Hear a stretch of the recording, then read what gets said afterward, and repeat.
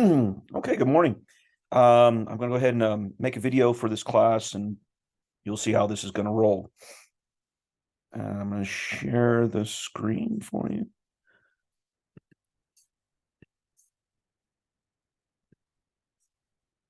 Okay. So here's a calendar that basically outlines what we need to do. I am completely open to using extra time, or I'm cautiously going to say doubling up classes. I really think that this would work best if you did like one class a day, even though a couple times you might get really encouraged to do multiple ones. You really need to take the full a full day to do one lesson and do the homework and give it some time to sink in. But I'm not going to hold you back if you wanted to do two at a time. Definitely don't do more than two a day. All right, so we're going to do chapter 8. I want to say you were not there for the first class. I could be wrong. So if you were there for this class, then you could ignore this one and go on to the next one. That's fine. So we're going to start off with a quick algebra review. These are going to be algebra skills that we're going to use in this chapter. This chapter deals with right triangles, square roots. So this algebra review is basically on recalling from our algebra skills how to take square roots and more importantly, how to simplify square roots. That might be new to you. I don't know if you know how to simplify square roots. I'm sure you know how to take the square root of 9, but to take the square root of 12, that might be something new to you. Just remember, I also talk very fast since there's no people. I can't judge reactions. Feel free at any time, pause the video, rewind it, whatnot. Okay. Oh, okay. So let's see. So it's a algebra review and 7 sections. When we get to the chapter review and the chapter test, I'll give you a portion of the chapter. I'll give you the actual chapter review. I won't give you an actual class on that. So if we want to schedule like a Zoom meeting for that particular day as well, I'm open to that as well too. The way I look at these Zoom meetings that you and I will do is we need to do it at least twice a week. We definitely need to check in. It can't be just watch the videos and do the homework. I need to, ask you some questions to make sure you're getting material. So I look at it as I thought we agreed it was say Tuesdays and maybe Thursdays, or maybe it was Fridays. Send me an email back to me what you think about that, of what works out best for you. Definitely want to meet at the first of the week. It could be a Monday, it could be a Tuesday. Give you the week's worth of material. So I envision this as, at least an email at the start of the week saying, here are the 5 lessons. I will record, whether you use them or not, it's up to you. I will record each lesson, post it on YouTube so you can watch the video itself. It's up to you whether or not you watch the whole video, you watch the parts, so okay, I've got it. Maybe I give you too much practice, and if I don't give you enough practice, obviously send an email at any point. Any email you send, I'll get back with you, within that day. If you send me an email. Yeah, and absolutely, if there's any questions, do not go on to the next lesson. We can always stop. It may take me a little bit of time to, we're not talking about days, we're talking about hours to respond to something. But I certainly have time at the, after school is end, after the end of school, to respond to anything, or to do a Zoom meeting if you need that sort of thing. And I don't think we're going to have a big issue. You were always doing well in class. All right, so here we go. So this is called algebra review number 7. Like I stated before, it's going to be on basically radical operations, square roots this year. We say the word radical, that applies to all root operations: square root, cube root, fourth root. In geometry, we only see square roots. Next year, algebra 2, you'll get introduced. You should have seen cube roots before, but you'll see higher root numbers next year in algebra 2. So I consider this a super, super critical, important review. Depending upon what you did in Algebra 1, you may not have seen the simplification process for square roots. So that could be new. So make sure you understand this one, because the rest of the chapter, nearly every single problem is going to involve, in chapter 8, involves taking a square root of some sort, and then, if necessary, to simplify it. So simplifying radical expressions. So some backgrounds. Yes, we're going to be talking about square roots this year. And I know you've seen this symbol before. And remember, this is actually, there's three parts to the symbol right here. The first part, the part there in red there, is called the radical symbol. It's kind of trivia, but that is called the radical symbol. The number that goes underneath the radical symbol, the number there in red, once again, a little bit trivia here, it's called the radicand. And then the part that's missing here that maybe you've seen on a calculator or your iPhone or something like that, maybe you haven't, is that this spot right there, typically there's a number there. We're very efficient as mathematicians, so if there's something that we don't need to write, we leave it off. And so if there is no number next to the right there where the arrow is pointed for the radical symbol, it's implied that it's a 2. You're taking a square root. That number is called the index. And next year, especially Algebra 2 and higher level math, when you're not taking a square root, there'll be numbers there. There'll be a 3 there or a 4 there. But for this year, you're not going to see that 2 right there. They're just going to leave it off. And so without a number, it's implied that you're taking a square root. All right, so we begin this investigation by noting the fact that a square root symbol is the inverse of squaring. It's the process that undoes the squaring function. So when you square a number, if you want to go backwards and undo what you just did, you take the square root. The square root symbol asks the simple question, what number times itself is the radicand? And remember, the radicand is the number underneath the radical symbol, that 9 there, that's the radicand. So what number times itself is 9? Clearly that number is 3. So 3 times 3. Now, interestingly enough, 3 times 3 can also be written as 3 squared. And as the words state above this, the inverse of squaring is the square root symbol, or the square root is the inverse of squaring. So those two operations in red there cancel each other out, and that is why we are left with 3. There's another explanation of why the square root of 9 is 3. The square root of 25, what two numbers multiplied by themselves, and it has to be the same numbers. What two numbers multiplied together is 25.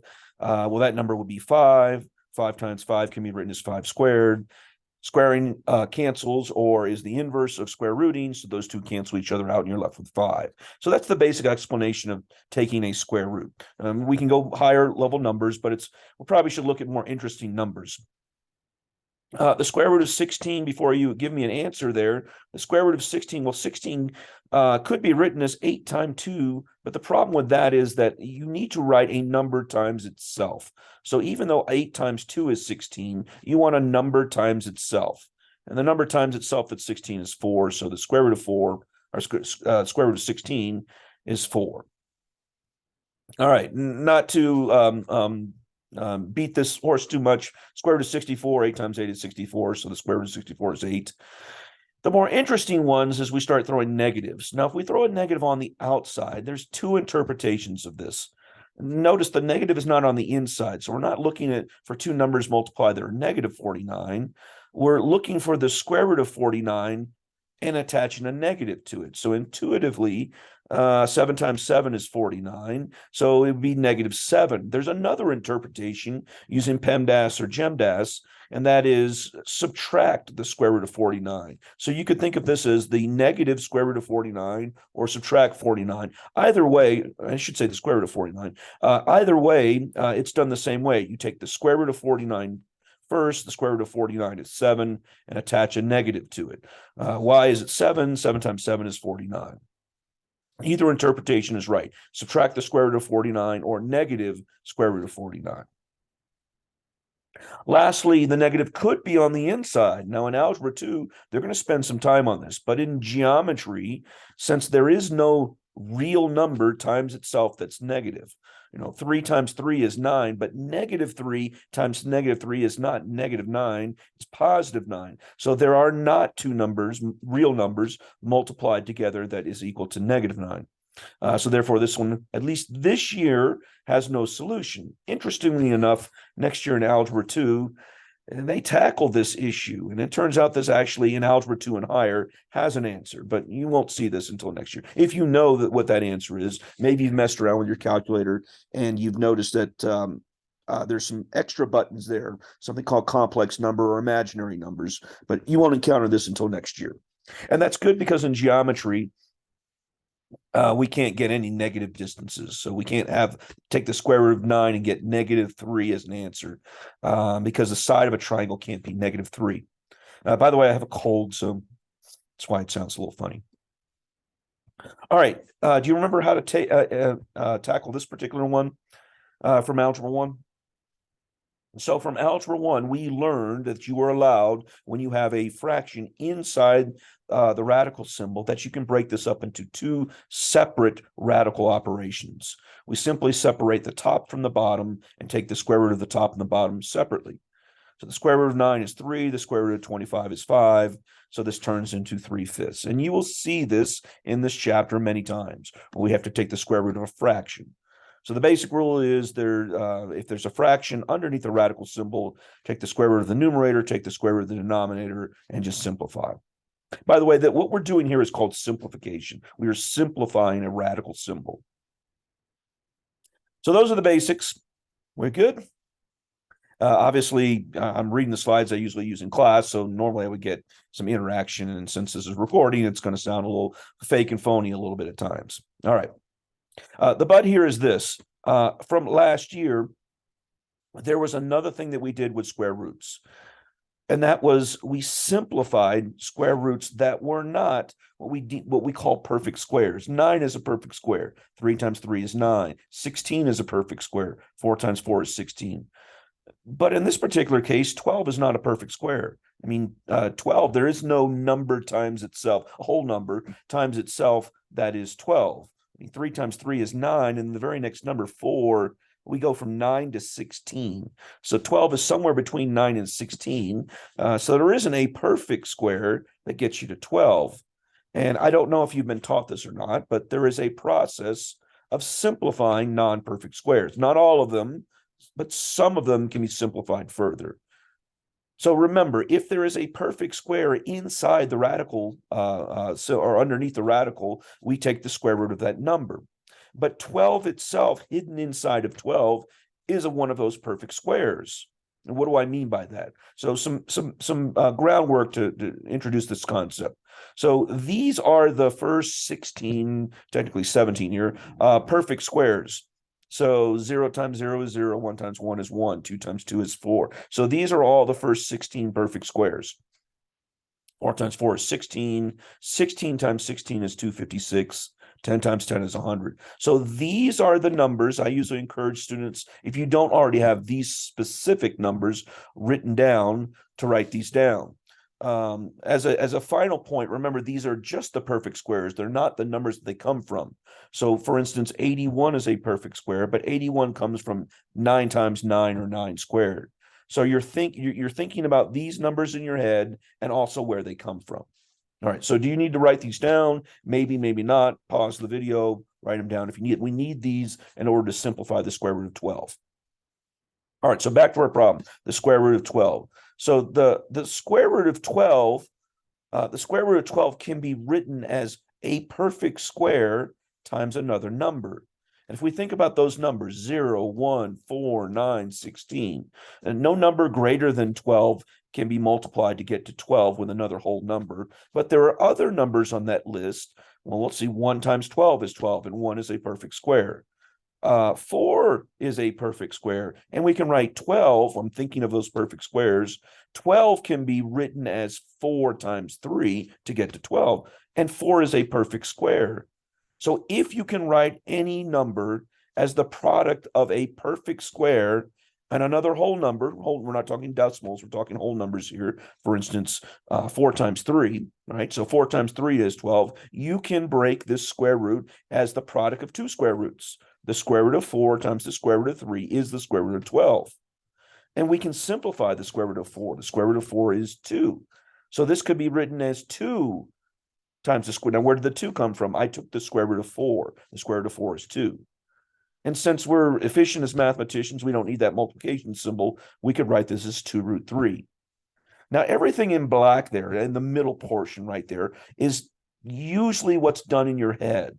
Now, you may have to write some of this stuff down at first, but typically you go from the square root of 12 to 2 root 3 in one step. Now, very few students can do this at the start, but as soon as you get proficient at this, usually go from square root of 12 to 2 root 3 all in one step. We're going to do a bunch of these, don't panic. All right, so the square root of 75. Once again, I'm thinking of those perfect squares that are smaller than 75. So even though 100 is a perfect square, I'm not considering 100. So I'm thinking about those perfect squares smaller than 100. 81, well, 81 is still too big. So 49 is, or 64 or 49 are perfect squares. Neither one of those go into 75. But 25 does, and 25 is a perfect square. So 75 can be written. What perfect square divides 75? 25. 25 times 3 is 75. Once again, I can write that as the product of two square roots. The square root of 25 times the square root of 3. The square root of 25 is 5. Once again, I don't need that x there for multiplication, so I can simply write this as 5 root 3. In this entire chapter 8, a lot of times you're going to be getting, for instance, the square root of 75, and you must write that as 5 times the square, or 5, we would say 5 root 3, 5 times the square root of 3. So kids that have good number sense are really good at this. The kids that don't have good number sense, they're challenged at this. And occasionally you're going to get a very, very, very large number. And sometimes it's hard to see which perfect square goes into it. So even though you can use your calculator to assist you in this, your calculator isn't going to take the square root of 75 and spit out 5 root 3. I think Casios do that, but definitely not the Texas Instrument does it. If you type in the square root of 75, it's going to give you the decimal approximation. It's going to give you 5 times the square root of 3 written as a decimal. But our goal here is to write it as 5 root 3. Square root of 32. So let's see, let's think of perfect squares. Well, 4 goes into 32. 4 goes into 32 8 times. The square root of 4 is 2.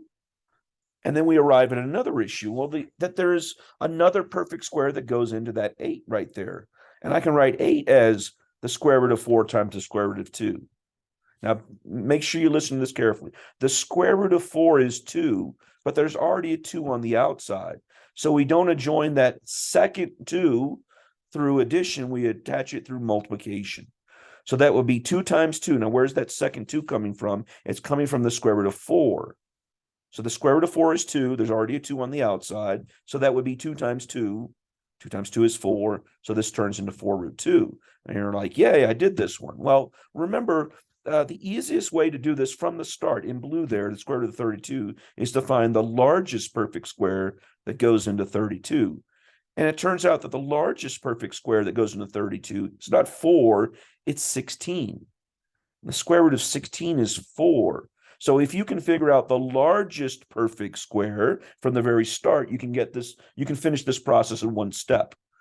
I like this, metaphorically speaking, to simplifying fractions. So if I give you a very, very, very large fraction, some kids can figure out the largest number that goes in the numerator and the denominator very quickly. Other students do it in pieces. They'll, 2 goes into both numbers, and they repeat that process a few times. So it's the same idea here with simplifying square roots. Yes, if you can figure out the largest number that goes into 32, you can get this done in one step. But if you can't, it's okay. It just requires you to do it in multiple stages. Hopefully that made sense. Square root of 48, once again, I know 4 goes into 48, 4 times 12, but 4 is not the largest number. But if that's the only number that I can come up with, you certainly don't, I call it the Mr. C's rule, you don't spend 5 minutes thinking about this problem. If you know 4 goes into 48, and after 5 or 10 seconds, that's all you can think of, well, then go with 4. If you have to do it twice or 3 times, it's fine. Square root of 4 is 2, so 2 root 12, and we've already done the square root of 12. That can be written as 4 times 3. The square root of 4 is 2. That 2 gets pulled to the outside, and then we don't add it to the 2. We multiply it by the 2. 2 times 2 is 4, so we get 4 root 3. And then lastly, if you have given it a little bit of thought, the square root of 48 could be written as 16 times 3. The square root of 16 is 4, so you would have gotten 4 root 3. So you could have done it in one step. You're going to see these numbers so often that you get really good at these. So it's not like, oh, how am I ever going to get really good at this? It's practice. All right, so here 2, we'll do these 2 together. So write the first one, square root of 72, and give it some thought. Now, this is a video, so obviously I'm probably not going to pause. I'm just going to continue talking. But if I say pause the video, give it some thought. So pause the video. All right, so what number did you come up with for 72? Well, the largest number is 36. 36 times 2 is 72. Square root of 36 is 6, 6 root 2. Now, if you had not come up with that number, say, for instance, you couldn't think that one through and you had used 4. Let's see, 4 goes into 32. I'm sorry, 4 goes into 72. 4 goes into 7 once, 4 goes into 32 8 times, so 18. So you would had a 4 times 18. Then you would have to repeat that process because 9 goes into 18. So that would be square root of 9 is 3. So you'd have 2 times 3, which is 6. So this could have been done in two steps as well too, but it's definitely worth the process. How could you do this with a calculator to make your life a little bit easier? You take 72 and you just divide it by any of those perfect squares that are smaller than 72. So let's see, 64, and usually you want to use one that's smaller than half. So about half of 72 is 36. So obviously you would use 36 as your first one, and you would have found out that it goes into 72. 96 is a hard one until you get good number sense. Sure, 4 goes into 96 as well too. Let's see, 24 times. And then 4 goes into 24 6 more times. So if you do it the long way, like I said, most people don't have good number sense of 96. So 4 times 24, square root of 4 is 2. 4 goes into 24 6 times. The square root of 4 is 2. 2 times 2 is 4. So 4 root 6.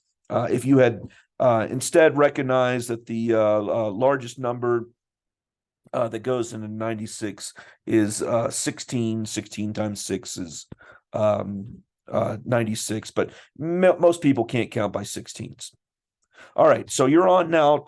Go ahead and pause the video, do these two, and then restart it. We'll talk about them. All right, so hopefully when you saw 120, you were thinking of, let's see, perfect squares that go into 120. Certainly 4 does, and 4 times 30 is 120. So that's one where you think there might be a larger number, but it turns out that 4 is the only perfect square that goes into 120. Square root of 4 is 2, so 2 root 30. There are no perfect squares inside of 30. 108, that's a hard one. Most people can't count by 9s very well. We know that 9 times 12 is 108. So maybe you went with 9. If not, maybe 4. I'm going to do it with 4. It's going to take me multiple steps.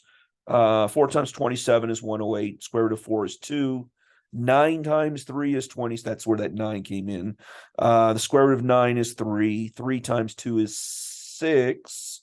So we get 6 root 3. So what was the largest perfect square that goes into 108? It turns out it's 36 times 3, but that one is a hard one, knowing that 36 times 3 is 108. So don't get hung up on it if you can't do it in one stage. I typically, like I said, I give it 5 or 10 seconds and then just go with it, whichever perfect square I can think of. All right. If you did not get that concept and you need more practice, let me know. Obviously, the homework is going to be on this. So maybe after you do your homework, if you still struggle with this, we definitely don't want to go on to the other lessons until we have this one full understanding.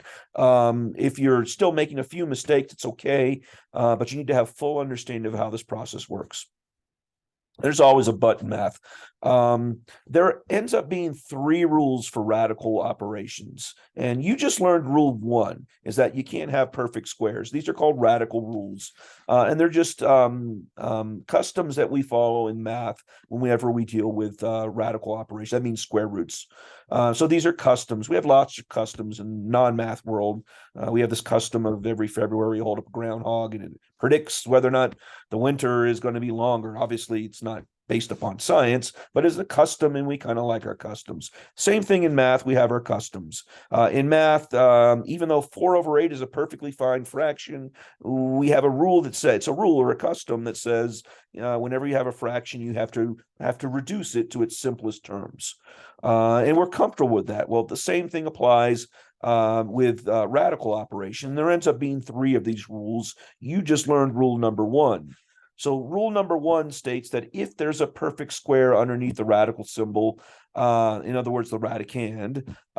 You can't have any perfect squares hidden inside of the radicand. So that was what we just did. We pulled out perfect squares, simplified it, and got to a different answer than what we started with, or a different form of what we started with. 4/8 and 1/2 are the same fraction, numerically speaking, but they're visibly different. The same thing we just did with those radical operations. The square root of 12 is 2√3. It visibly looks different, but value-wise, it's the same value. There's two other rules. These are kind of, I call them ugly. They're no numbers not ugly, but I call these the ugly rules. So the first one, if there are any perfect squares underneath the radicand, a radical symbol inside the radicand, you need to pull it out. So there's a 4 inside of 12, so 2√3. Second rule is that you are not allowed to leave your final answer with fractions inside of the square root symbol. In other words, underneath the radicand, or radical symbol, the radicand, you can have no fractions. So this is a perfectly fine problem to start with. You simply can't have this as your final answer. You have to do something. We'll talk about what you have to do here in a second. Okay, so no fractions underneath the radical symbol. The radicand cannot be a fraction as your final answer. And the last rule, we'll also talk about this, is that if you have a fraction, I'm saying something completely different than rule 2. I'm not saying a fraction underneath the radical symbol, but if you have a fraction, you can have a radical symbol in the numerator, perfectly fine, but in red there, you cannot have a square root in the denominator. So what do? Now, rule number 2 and 3 here look sort of similar. Just make sure you understand the difference. We're going to go over plenty of examples here in a second. But rule number 2 says, if you have a square root symbol, there's no fractions allowed inside the square root symbol as your final answer. And rule number 3 is, if you have a fraction, you can't have a square root in the denominator. All right. So let's see how those two rules. So we've already done rule number 1. We're going to concentrate now on rule number 3. All right, so the first thing is, let's just make sure that we understand which ones are allowed and which ones are not allowed. So the first one, are we allowed to have a fraction underneath the square root symbol? And the answer is no. No fractions allowed as your final answer. Certainly you can, this could be the start of the problem. The middle one there, are we allowed to, if we have a fraction, are we allowed to have a square root in the denominator? And the answer is no. And the last one, if we have a fraction, are we allowed to have a square root in the numerator? And the answer is yes. These are somewhat arbitrary rules. It's kind of hard to understand in geometry of why we would have these two rules about fractions and radical symbols. And it turns out that when we start doing math operations, add, subtract, multiply, and divide, the power of this ruler custom shows its merit, shows it why this ends up being a better form. But this year you're really not going to see that. It's only algebra 2, pre-calculus, calculus that you'll understand why you really want to do these 3 rules. So if you're lucky, you're going to get a fraction underneath a radical symbol that can be easily simplified. This is the one that we did previously. Okay, so this could be a start of the problem, no problem, but this can't be your final answer. So your final answer, we're not allowed to have fractions underneath the square root symbol. This particular one, and that's why I said if you're lucky, well, this one's fairly simple. We take the square root of the top, we take the square root of the bottom, right? No fractions are allowed as your final answer. So we try to simplify it. Well, this one's easily simplified. Square root of 9 is 3. The square root of 25 is 5, and we're fine. Okay, that's if you're lucky. And you'll have a few like those tonight for homework. So if you're lucky, life is good. But what if you're not? So this particular one, similar but not exactly the same. So we try that same process. So that right there is not allowed as your final y, because you can't have fractions underneath the square root symbol. Okay, so let's see. We need to take the square root of 9, the square root of 5. So we're going to try and simplify it. Well, the square root of 9 is 3, but the square root of 5, there's no perfect squares. And now we run into that rule number 3, or custom number 3 is no square roots in the denominator if a fraction. So how do we handle this? So we're going to use a math trick. So that's a bad answer. No radicals allowed in the denominator. So we're going to use a math trick. This math trick is called rationalizing the denominator. So big fancy words for multiply by 1. So if we rationalize the denominator, in other words, we're going to get rid of the thing that's giving us problem. What's giving us problem is that square root of 5. So let's see. If I this is a math trick. If I multiply that fraction times 1, obviously the multiplicative property of 1 is nothing changes. Any number times 1 is itself. The difference is I'm going to choose the form of 1 to be slightly different. What do you mean by that? Well, 3 over 3 is 1. Negative 10 over negative 10 is 1. 1 over 1 is obviously 1.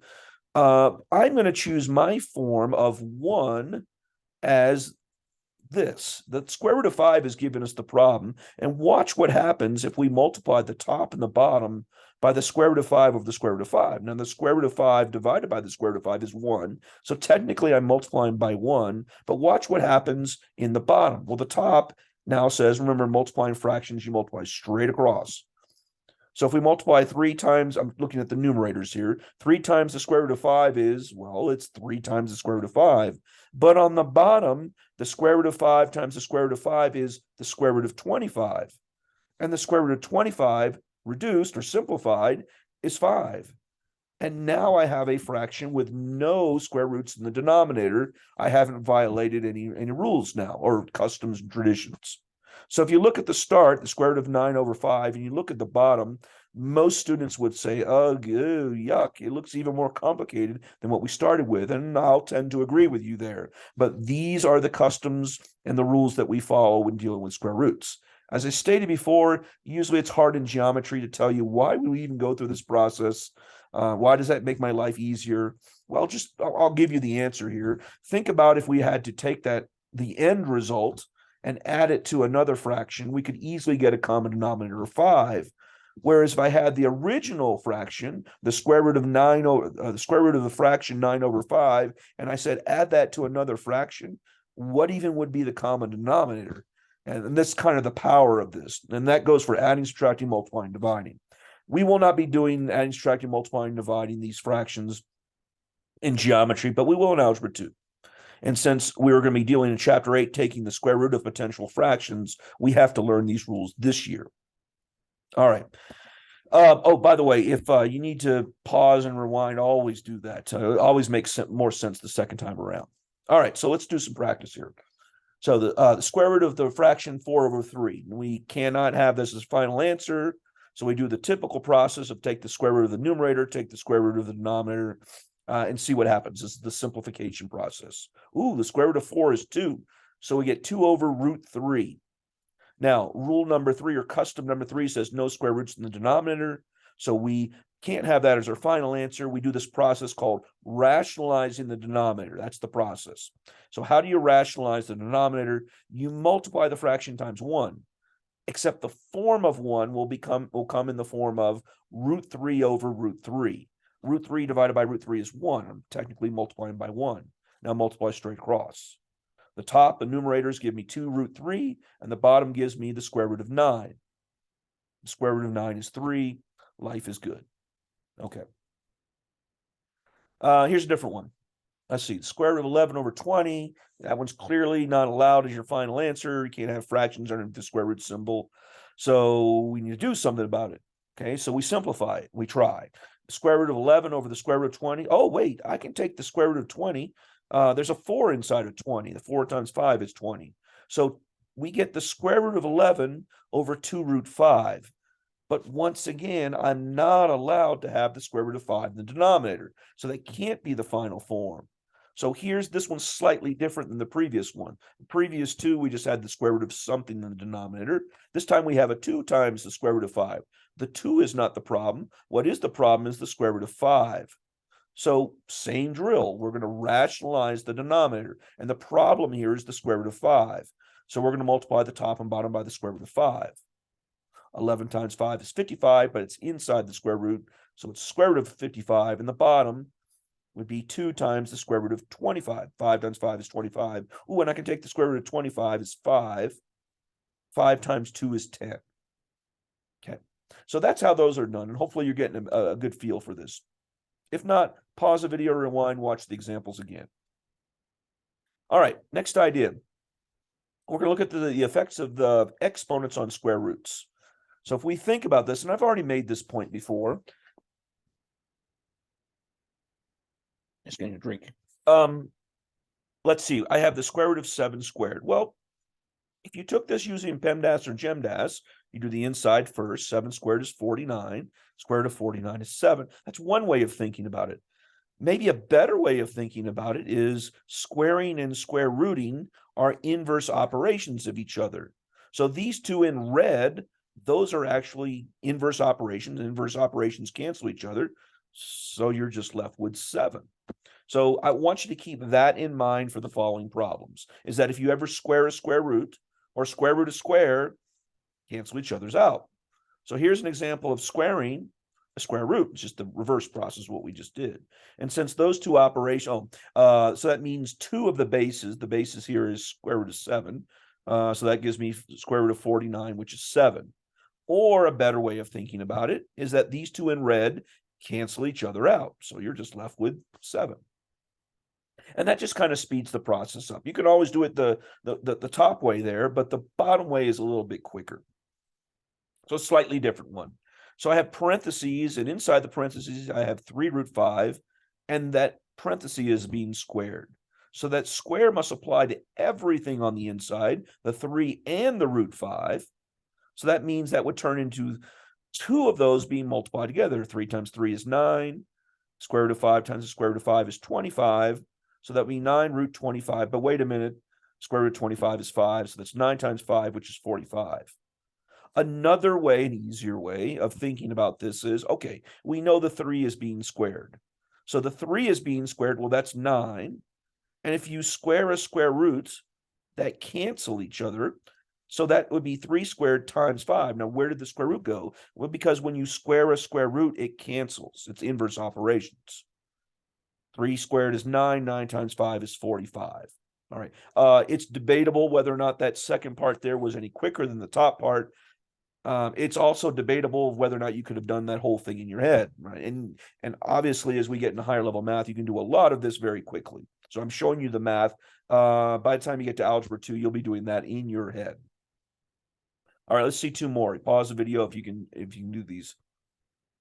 All right, so the first one, well, squaring and square rooting cancel each other. So the square root of a square, those 2 operations cancel, and you're left with 5. If you want to do the math, 5 squared is 25. Square root of 25 is 5. But remember, squaring and square rooting cancel each other. The second one, let's see, 3 squared is 9, and squaring and square rooting cancel each other. So that's 9 times 6, which is 54. If you want to think about this as the 2 multiplied together, you can. Square root of 6 times square root of 6 is the square root of 36, which is 6. 9 times 6, 54. All right. Last review is, let's throw some equations. Let's do some algebra here. Let's see, I got an equation and it says solve. So I got to solve for the variable. The variable here is x. In fact, it's x squared. All right, so let's see. By PEMDAS, we should do exponents first. 2 squared is 4. 4 squared is 16. Subtract 4 from both sides. 16 minus 4 is 12. To get rid of, I get x by itself, and what's attached to the x is a square. To get rid of square, you take the square root of both sides. We've seen this one before. Squaring and square rooting cancel each other, so that 2 in the square root symbol would go away, and you're just left with x. And we've seen the square root of 12. That can be written as 4 times 3, right? 4 times 3 is 12. The square root of 4 is 2, so we get 2 root 3. All right. Now, the reason I have there a geometry answer, you're going to see the square root of 12 a lot in geometry. All right, one more. Same drill here. I got an equation. It says solve for x. Let's see, 5 squared is 25. 10 squared is 100. I subtract 25 from both sides. Once again, you've seen this one. To get rid of the square, the 2 on the x, we need to take the square root of both sides. Whatever you do to one side, you need to do to the other side. Squaring and square rooting cancel each other out, so you're left with x on the left side. 75, hopefully you remember this. This is the second one we did today. That would be 25 times 3. The square root of 25 is 5, so we get 5 root 3. All right, those aren't too bad. Last one, we've also seen all of these before. Well, let's square. So the 9 squared obviously is 81, but the 3 root 2, that quantity squared right there, remember we've seen this before. We square the 3, we get 9. We square the square root of 2, The square and the square root would cancel, and you're just left with 2. So that would be 9 times 2, which is 18. Sorry, I'm skipping ahead here. 9 times 2 is 18. Subtract 18 from both sides. 18 from 81 is 63. Obviously, you'd probably do a little scratch work for that one. Take the square root of both sides. Left side, you've seen this now twice, so we know the squaring and the square rooting cancel each other out, and you're left with x. Now 63, think about that one. Hopefully it comes to you quickly that 63 is 9 times 7. Let's see, 9 times 7, the square root of 9 is 3, so we get 3 root 7. And there you go. That was everything that we did today. So your homework tonight is on page 280. It's 1 through 29 all. Go ahead and get those done. If you have any questions, like, oh, I really want to know what the answer to that one is. Remember, all the odds are in the back of the book. That should be helpful enough. But if you want any answers to the even ones before we go over the homework, just send me an email. I'll send you all the answers. Okay, that will be it for today. Once again, if you have any questions, make sure you send me an email. Have a wonderful day.